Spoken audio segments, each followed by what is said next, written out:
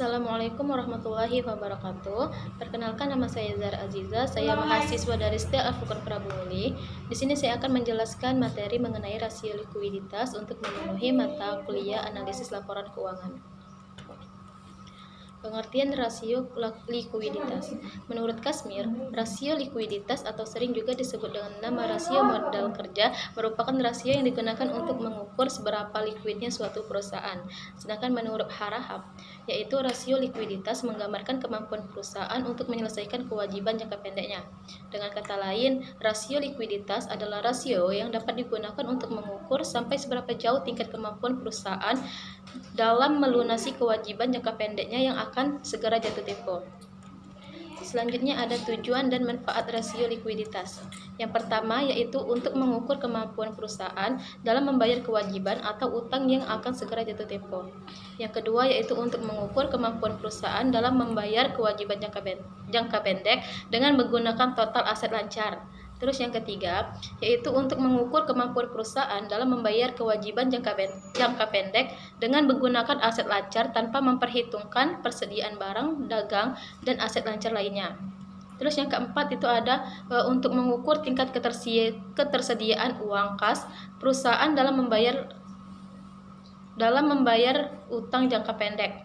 Terus yang kelima yaitu sebagai alat perencanaan keuangan di mana mendatang terutama yang berkaitan dengan perencanaan kas dan utang jangka pendek untuk melihat posisi likuiditas perusahaan dari waktu ke waktu dengan membandingkan selama beberapa periode. Jenis-jenis rasio likuiditas yang pertama yaitu rasio lancar atau current ratio.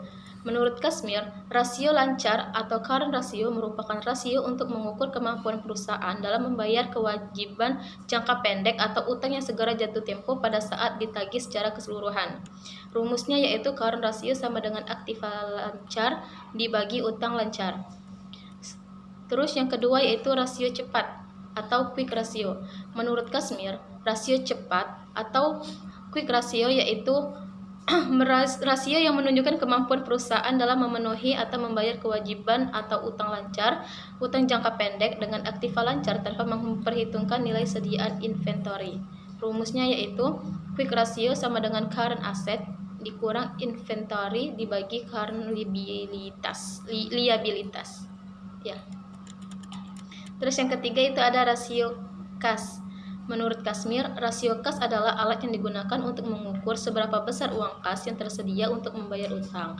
Ketersediaan uang kas dapat ditunjukkan dari tersediaannya dana kas atau yang setara kas seperti rekening giro atau tabungan di bank yang dapat ditarik setiap saat. Rumusnya yaitu cash ratio sama dengan kas ditambah bank dibagi current liabilitas.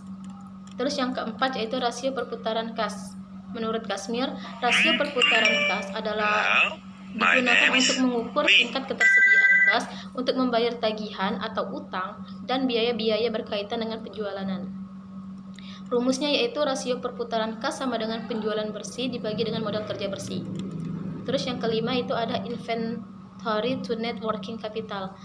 Menurut Kasmir, inventory to net working capital merupakan rasio yang digunakan untuk mengukur atau membandingkan antara jumlah sediaan yang ada dengan modal kerja perusahaan. Modal kerja terdiri dari pengurangan aktiva lancar dengan utang lancar. Rumus inventory to net working capital yaitu inventory dibagi current asset dikurang current liabilitas. Cara menghitung rasio likuiditas. Misalkan suatu perusahaan memiliki data keuangan berikut. Aset lancarnya misalnya 50 juta, terus kewajiban lancarnya itu 30 juta.